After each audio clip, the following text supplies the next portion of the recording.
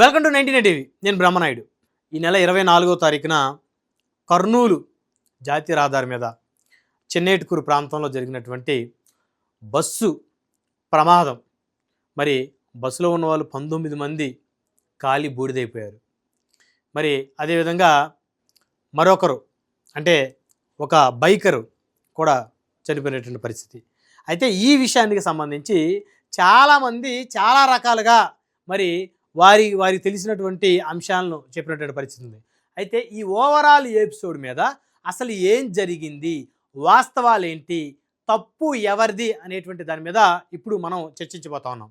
మీరు చూస్తే శివశంకర్ అనేటువంటి ఒక బైకరు అర్ధరాత్రి పూట దగ్గర దగ్గర 2 గంటల 45 నిమిషాల నుంచి 3 గంటల ప్రాంతం మధ్యలో అతను కర్నూలు జాతీయ రహదారి మీద చిన్నేటుకూరు అనేటువంటి ఆ ప్రాంతానికి దగ్గరగా ఉన్నటువంటి ఆ జాతీయ రహదారి మీద అతను బైకు డివైడర్కి ఢీకొట్టాడు. అంటే అతనితో ఉన్నటువంటి అతని మిత్రుడు ఎర్రిస్వామి అనేటువంటి ఒక వ్యక్తి, వాళ్ళిద్దరూ మద్యం సేవించి వారు వాహనాన్ని నడిపి టూ వీలరు ఆ బైక్ను తీసుకెళ్ళి డివైడర్కి గుద్దారు. అయితే బైకును డివైడర్ కొట్టినటువంటి క్షణాల్లోనే శివశంకర్ అనేటువంటి బైకరు అక్కడికక్కడే మరణించాడు. ఇతను శివశంకర్, ఇతను అతని ఫ్రెండ్. వీళ్ళు ఫుల్లుగా మద్యం తాగినటువంటి పరిస్థితి అనమాట.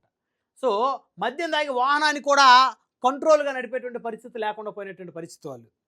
సో ఈ వాహనం రోడ్డుకి అంటే మనకి జాతీయ రహదారి మీద 4 లైన్ 6 లైన్లు ఉంటాయి కదా, జాతీయ రహదారి, ఆ కర్నూలు జాతీయ రహదారి మీద ఆ డివైడర్ని కొట్టారు. స్కిడ్ అయ్యి కొట్టారా అంటే బండి అదుపు తప్పింది. స్కిడ్ అంటే ఇంకా వారికి అదుపు తప్పినట్టే, బండి కంట్రోలింగ్ తప్పిందనమాట. స్పీడ్ కూడా హెవీ స్పీడ్ మీద వెళ్తా ఉన్నాడు ఇతను స్నేహితుడు, ఇద్దరు కూడా ఫుల్గా మద్యం తాగినటువంటి పరిస్థితి. ఆ స్పాట్లో అతను చనిపోయాడు, శివశంకర్ అనేటువంటి వ్యక్తి. చనిపోయిన తర్వాత ఈ ఎర్రిస్వామి అనేటువంటి అతని మిత్రుడు పక్కన చూశారు కదా, అతను కనీసం ఎవరైతే శివశంకర్ చనిపోయాడో అతన్ని ఆ వెహికల్ని పక్కకి కనుక లాగినట్లయితే ఆ ప్రమాదం జరిగి ఉండే పరిస్థితి ఉండేది. చూడండి బండి ఎలా తిప్పుతున్నాడు, చూడండి. చూసారా బండి ఎలా తిప్పుతున్నాడో, ఫుల్గా మద్యం సేవించి బండి చూసారా ఏ విధంగా అంటే మామూలు వ్యక్తులు మలాంటి వ్యక్తులు అయితే బండి ఆ విధంగా తిప్పేస్తాం. అంటే ఒక ఆకతాయి. చూసారా బండి ఇక్కడే స్కిడ్గా పోయింది. దయచేసి ఆంధ్రప్రదేశ్ ప్రభుత్వంలో అర్ధరాత్రి పూట మద్యం అమ్మేటువంటి వ్యక్తుల్ని ప్రభుత్వం కట్టడి చేయాలి. దయచేసి బెల్ట్ షాపులు కట్టడి చేయండి. ఈరోజు ఆంధ్రప్రదేశ్లో బెల్ట్ షాపుల నిర్వహణ జరగడం వల్లనే ఈ ప్రమాదానికి ఒక కారణం అనేటువంటి ఒక బలమైన వాదన కూడా వినపడతా ఉంది. అయితే అన్యం పుణ్యం ఎరగినటువంటి వాళ్ళు కదా చనిపోయింది. మరి అక్కడ ఎవరిది? మద్యం అమ్మినటువంటి వారిది. టైంలో అర్ధరేత్ర మద్యం సేవించినటువంటి పరిస్థితి. అంటే ఆ టైంకి అక్కడ ఎవరు అమ్మారు బెల్ట్ షాపులు, వారి తప్పుంది కదా. 19 మంది బస్సులో సజీవ దహనం అవడానికి కారణం వాళ్ళది తప్పుంది కదా, అర్ధరాత్రి మద్యం అమ్మిన వాళ్ళది. అర్ధరాత్రి మద్యం అమ్మే బెల్ట్ షాపులు నిర్వాహకుల మీద చర్యలు తీసుకోలేనటువంటి ప్రభుత్వాన్ని, ఎక్సైజ్ అధికారులది, పోలీస్ అధికారులది వాళ్ళ తప్పిదం ఉంది కదా. వారు కూడా ఈ యొక్క దుర్ఘటన కారణం కదా. చూడండి ముక్కు పచ్చలారినటువంటి చిన్నపిల్లల్ని, ఈ పిల్లలను చూస్తే ఎవరికైనా ఎంత కఠినాత్ముడికైనా కళ్ళమట్టి నీళ్ళు రావాల్సిందే. వాళ్ళు ఏం తప్పు చేశారని సజీవ దహనం అయిపోయారు ఆ బస్సులో. అంటే ఇక్కడ నేను ఏం చెప్పదలుచుకున్నానంటే ఎంటైర్ సిస్టమే ఫెయిల్ అయింది. ఇక్కడ ఈ బస్సు నడిపిన డ్రైవర్ది కాదు తప్పు, ఈ వీకావేరి అనేటువంటి బస్సును నడిపినటువంటి డ్రైవర్ కన్నా కూడా బాధ్యత లేనటువంటి శివశంకర్ అనేటువంటి ఒక ఆకతాయి అతను తప్పు. బాధ్యత లేకుండా అర్ధరాత్రి తాగినటువంటి ఆ శివశంకర్ది అతని స్నేహితుడి తప్పు. ఆ టైంలో మద్యం అమ్మినటువంటి బెల్ట్ షాపులకు సంబంధించినటువంటి ఎవరైతే మద్యం అమ్మారో వాళ్ళది తప్పు. అదేవిధంగా యాక్సిడెంట్ జరిగి శివశంకర్ చనిపోయిన తర్వాత అతని స్నేహితుడు స్వామి అనేటువంటి వ్యక్తి శివశంకర్ శరీరాన్ని పక్కకు తీసి ఆ బైక్ను కూడా పక్కకు తీయకుండా బాధ్యత లేకుండా ప్రవర్తించారు చూడు, అతనిది తప్పు, స్వామిది కూడా తప్పు. మరి మనకి గ్రౌండ్లో తెలుసుకున్న సమాచారం ప్రకారం యాక్సిడెంట్ జరిగిన తర్వాత శివశంకర్ చనిపోయిన తర్వాత అతను చనిపోయాడని అతని ఫ్రెండ్ స్వామి నిర్ధారించుకున్న తర్వాత అతను అక్కడ వదిలేసేసి వెళ్ళిపోయాడు, పరారైపోయాడు. ఎందుకంటే అతను కూడా కొంత స్వల్ప గాయాలయ్యాయి. మరి ఆ టైంలో మద్యం మత్తులో ఉండి అతని మీదకి ఏమైనా వస్తుందని చెప్పేసి అతను వెళ్ళిపోయాడు అక్కడి నుంచి. ఆ డివైడర్కి పక్కగా శివశంకర్ శరీరం పడి ఉంది. బైకు రోడ్డుకి అడ్డంగా పడి ఉంది. ఈ ప్రమాదానికి ముందు ఈ వీకేవరి ట్రావెల్స్ బస్సు ఆ బైక్ని క్రాస్ చేసుకుంటూ బైక్ని తొక్కుకుంటూ వెళ్ళే క్రమంలో దాదాపు 20కి పైగా వాహనాలు ఆ సమయంలో వెళ్ళినట్టు తెలుస్తూ ఉంది మనకి.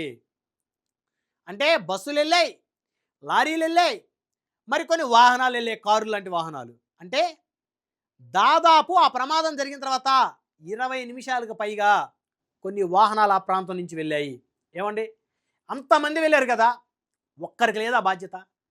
రోడ్డుకి అడ్డంగా ఒక బైక్ పడి ఉంది, వెనక వాహనాలు వస్తే యాక్సిడెంట్లు అవుతాయి, బలైపోతారని చెప్పేసి మీరు చూసిన వాళ్ళు 20 వాహనాలు పైగా వెళ్ళాయి. ఆ చూసిన వాళ్ళు ఒక్కరన్నా కొంచెం ముందుకెళ్ళి వారి వాహనం ఆపి ఆ డ్రైవరు అక్కడ ఆ కారులో ఉన్నటువంటి కొంతమంది, లేకపోతే ఆ లారీలో లేకపోతే ఆ బస్సులో కొంతమంది ఒకళ్ళిద్దరు దిగి ఆ బైక్ని పక్కకు లాగే ప్రయత్నం చేసినట్లయితే ఈరోజు 19 మంది సజీవ దహనం అయి ఉండేవారు కాదు కదా. సో ఎవరిది తప్పు? ఆ వాహనదారులు చూసి కూడా మాకెందుకులే అని నిర్లక్ష్యం వహిస్తున్నటువంటి వారి తప్పు కాదా? ఈ పాపం ఎవరిది అంటే ఈ పాపంలో చాలామంది భాగస్వాములు ఉన్నారు. అంటే బాధ్యత మరుస్తున్నటువంటి వ్యక్తులు సమాజం మీద. నాకెందుకులే, నా కళ్ళ ముందు జరిగింది నాకు కాదు కదా, నా కుటుంబానికి కాదు కదా, నా బిడ్డలకు కాదు కదా, నా భార్యకి కాదు కదా, నా తల్లిదండ్రులకు కాదు కదా, నాకెందుకులే అనుకునేటువంటి ఆ ఆలోచన విధానం ఉన్న వాళ్ళందరూ కూడా పాకిస్తాన్ ఉగ్రవాదుల కన్నా కూడా చాలా ప్రమాదకరులు. మన కళ్ళ ముందు ఒక ఘోరం జరగబోతూ ఉంది, లేకపోతే ఒక యాక్సిడెంట్ జరిగింది, అరే ఫోటోలు తీయడానికి వీడియోలు తీయడానికి ముందుండేటువంటి యువత, మతి స్థిమితం లేకుండా ప్రవర్తిస్తున్న యువత ఆ సమయంలో సోషల్ మీడియాలో వీడియోలు అప్లోడ్ చేసుకోవడానికి పరితపిస్తున్న యువత కనీసం అక్కడ ఒక ప్రమాదం జరుగుతుంటే ఆ ప్రమాదంలో చిక్కుకుపోయిన వాళ్ళని కాపాడేటువంటి ప్రయత్నం కూడా చేయలేకపోతున్నటువంటి ఈ తరం యువత మానసిక స్థితికి నిజంగా జోహార్లండి. చాలా బాధాకరమైన సంఘటన. మరి ఎంతమంది భాగస్వాములు అయ్యారు ఈ ప్రమాదంలో? 20 వాహనాలు పోయినా పైగా ఒక్కళ్ళు కూడా ఆ బైకుని తీసి పక్కకు పెట్టకపోగా ఆ ప్రమాదానికి కారణమయ్యారు కదా. ఇకపోతే ఈ వీకావరి ట్రావెల్స్ బస్సు అంశానికి మనం వద్దాం. ఆ డ్రైవర్ కూడా మద్యం సేవించాడనేటువంటిది కొంతమంది ఆరోపణ చేస్తూ ఉన్నారు. అది నిజమా అబద్ధం అనేది ఇన్వెస్టిగేషన్లో తేలాల్సినటువంటి అంశం. సరే, ఆ ప్రమాదం జరిగింది, బైక్ని చూసి బ్రేక్ కొట్టలేకపోయాడు, బ్రేక్ కొడితే యాక్సిడెంట్ అవుతుందని భయపడ్డాడు. ఆ బైక్ని అలాగా బైక్ మీద ఇలా తొక్కించుకొని ఇలా ముందుకు వెళ్ళే క్రమంలో 300 మీటర్ల ప్రయాణం చేసిందంట బస్సు. 300 మీటర్ల బస్సు ప్రయాణం చేసే క్రమంలో ఆ రాపిడికి తార్ రోడ్డు మీద ఆయిల్ ట్యాంకర్ కూడా పగిలిపోయి ఆ బస్సులో మంటలు వ్యాపించాయి. మరి ఆ మంటలు వస్తున్నప్పుడు ఆ డ్రైవరు అతను పెద్దగా చదువుకోలేదు అని కూడా తెలుస్తూ ఉంది. అతను ఏదో 5వ తరగతి చదివి 10వ తరగతి నకిలీ సర్టిఫికేట్ పెట్టుకొని డ్రైవింగ్ లైసెన్స్ తెచ్చుకున్నాడు అనేటువంటి వార్తలు కూడా వినపడతా ఉన్నాయి. అయితే వీటి మీద అధికారులు విచారణ చేయాలి ఇప్పుడు మనం చెప్తున్నటువంటి అంశాల మీద. అంటే అవగాహన లేని డ్రైవర్లు వాటర్ బబుల్తో అరుతారండి మంటలు. ఆన్ ద స్పాట్ నీకు మంటలు చెలరేగినప్పుడు బ్రేక్ వేసి లేదా అక్కడ ఆగి నువ్వు వాటర్ బబుల్తో మంటలు ఆరిపేటువంటి ఆ క్రమంలో బస్సులో జనాలను అలర్ట్ చేసినట్లయితే ఇలా జరుగుతుంది, ఇమీడియట్గా దిగి వెళ్ళిపోవడం చెప్పి డోర్ తీసినట్టయితే ఒక్కళ్ళు కూడా చనిపోయే పరిస్థితి ఉండేది కాదు. మూర్ఖులైనటువంటి డ్రైవర్లను పెట్టుకోవటం ఈ బస్సు యాజమాన్యాలు తప్పండి. మూర్ఖులు వాళ్ళు ఇంకా డ్రైవింగ్ తప్పితే ఏం చేయలేరు, వాళ్ళకి ఆలోచన విధానం ఉండదు. చదువుకున్న డ్రైవర్లు పెట్టుకోవాలి. ఇక మూర్ఖులు వద్దు డ్రైవర్లు, వాళ్ళ వల్లే యాక్సిడెంట్లు. వాళ్ళకి అవగాహన ఉండదు. ఏదన్నా యాక్సిడెంట్ జరిగినప్పుడు ఏ విధంగా వారు నమ్ముకొని ప్రయాణం చేస్తున్న ప్రయాణికులను సేవ్ చేయాలనేటువంటి ఆలోచన ఉండదు వాళ్ళకి. కనీసం 10వ తరగతి ఇంటర్మీడియట్ చదివినటువంటి వారు డ్రైవర్లుగా ఉంటే కనీసం అవగాహన ఉంటుంది వాళ్ళకి, కనీసం ఎలా సేవ్ చేయాలో తెలుస్తుంది. ఆ డ్రైవర్ మూర్ఖత్వం వల్ల కదా, ఆ డ్రైవరు చదువు లేనివాడు కాకపోవటం వల్లే కదా వాటర్ బబుల్తో ఎవరన్నా మాట్లాడుతారా. ఇకపోతే ఆ వేమూరి కావేరి ట్రావెల్స్ బస్సు ఆ యాజమాన్య నిర్వాహకులు ఎంత దరిద్రంగా ఉన్నారంటే, ఎమర్జెన్సీ డోర్లు ఉన్నాయి, ఎలా పగలగొట్టాలండి? చేతులతో పగలగొడతారా? చేతులతో పగలగొట్టి అద్దాలు పగలగొట్టే పరిస్థితి ఉందా? చిన్నవాళ్ళు ఆడపిల్లలు ఉంటారు, పసిపిల్లలు ఆడవాళ్ళు ఉంటారు, వాళ్ళు అంత శక్తి ఉంటుందా? ఇట్లా అద్దం బ్రేక్ చేసే అంత శక్తి వారికి ఉంటుందా? దయచేసి ఈ ట్రావెల్స్ యాజమాన్యులు ఎమర్జెన్సీ గ్లాసుల దగ్గర ఒక బలమైనటువంటి ఇనప పనిముట్లు పెట్టండి, సుత్తి లాంటి ఆయుధాలు పెట్టండి వెంటనే బ్రేక్ చేయడానికి. అది పెట్టినటువంటి వారి తప్పు. ఇక్కడ ఈ బస్సు నడిపిన డ్రైవర్ తప్పు. 20కి పైగా వాహనాలు మరి క్రాస్ చేసుకొని వెళ్ళిన క్రమంలో ఆ బైక్ని ఒక్కరు కూడా ఆగి ఆ బైక్ని రోడ్డుకి అడ్డంగా లేకుండా పక్కకి తీయకుండా ఉండటం వల్ల వారందరిది తప్పు. అర్ధరాత్రి మద్యం అమ్మినోడి తప్పు. మద్యం అమ్ముతుంటే కనీసం తనిఖీలు చేయని అధికారులు తప్పు. వీటి మీద సరైనటువంటి యాక్షన్ తీసుకోలేకపోయినటువంటి ప్రభుత్వాన్ని కూడా తప్పే. ఇన్ని తప్పిదాలు ఈ బస్సులో 19 మంది సజీవ దహనం అయ్యి, మరి చూడండి, పగవాడికి కూడా అలాంటి పరిస్థితి రాకూడదు, అలాంటి చావు రాకూడదని కోరుకోవాలి. ముక్కు పచ్చలారని పసిపిల్లలు, ఇందాక చూసాం కదా ఒక ఫ్యామిలీ, ఆ తల్లి ఆ బిడ్డల్ని ఇలా పట్టుకొని కాపాడుకోవాలని చెప్పేసి అలా ఉండిపోయిందంట. అలానే మాంసపు ముద్దగా మిగిలిపోయారంట. ఇన్ని జరుగుతాయి. 2 రోజులు మాట్లాడుకుంటాం, 3వ రోజు మాట్లాడుకుంటాం, 4వ రోజు మర్చిపోతున్నాం. బాధ్యత లేదు ఎవరికి, సమాజం మీద బాధ్యత లేదు. మనకెందుకులే, మనల్ని కాదు కదా. ఎన్నో సందర్భాల్లో నేను ఎన్నో సంఘటనలు చూశాను. ఎవడో ఒకడు దొంగ, రౌడీ షీటరో లేకపోతే ఆకతాయో ఎవరి మీదనో దాడి చేస్తాడు పబ్లిక్లో. ఆ దాడి చేసే క్రమంలో వాళ్ళే ఫైట్ చేస్తారు, కానీ కనీసం పక్కన ఉన్న నలుగురు ఆ ఆకతాయిల్ని, ఆ రౌడీల్ని, ఆ విధంగా బాధ్యత లేని వ్యక్తుల్ని నిలువరించే ప్రయత్నం కూడా చేయరు. ఎందుకంటే అమ్మో మనకేమన్నా అవుతుందేమో, మనల్ని కాదు కదా అంటుంది. నీ దాకా వస్తే తెలుస్తుంది ఏ సమస్య అయినా. కాబట్టి నీ కళ్ళ ముందున్న ప్రతి సమస్య కూడా నీ సమస్య అని చెప్పేసి నువ్వు పోరాటం చేసినప్పుడే నువ్వు మనిషిగా నీ జన్మ సార్థకతం అవుతుంది.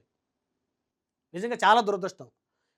ఈ కర్నూలు బస్సు ఫైర్ యాక్సిడెంట్ సంబంధించి ఎంతమంది తప్పుందో చూడండి. ఒక్క డ్రైవర్ని అనుకోవడం ఉపయోగం లేదు. నేను చెప్పిన వాళ్ళందరూ కూడా బాధ్యత వహించాల్సిందే. కాబట్టి దయచేసి ఆంధ్రప్రదేశ్లో అర్ధరాత్రి పూట ఎవరైనా బెల్ట్ షాపులు నిర్వహిస్తే ప్రభుత్వం వారి మీద చర్యలు తీసుకోవాలి. లేదు, ప్రభుత్వం తీసుకోలేదు, పబ్లిక్ తిరగబడండి. అర్ధరాత్రి అమ్మొద్దు అని చెప్పి తిరగబడండి. సరే, మిగతా మార్నింగ్ టైంలో బెల్ట్ షాపుల్ని కట్టడి చేసేటువంటి శక్తి సామర్థ్యాలు పబ్లిక్ లేవు కాబట్టి, ప్రభుత్వాలకి అధికారులకి ఉన్నాయి కాబట్టి, అర్ధరాత్రి అమ్మకాల మీద మీరు తిరగబడితే ఇంకొకసారి ఇలాంటి ప్రమాదం చూసారా, ఆకతాయి ఏ విధంగా పడతాలేస్తా పోతున్నాడు. సో కాబట్టి దయచేసి కాస్తన్న సమాజం పట్ల బాధ్యతగా వ్యవహరించండి. ఇలాంటి ప్రమాదాలు జరగకుండా దయచేసి అరికట్టుకోవాల్సిన బాధ్యత మా అందరి మీద ఉంది.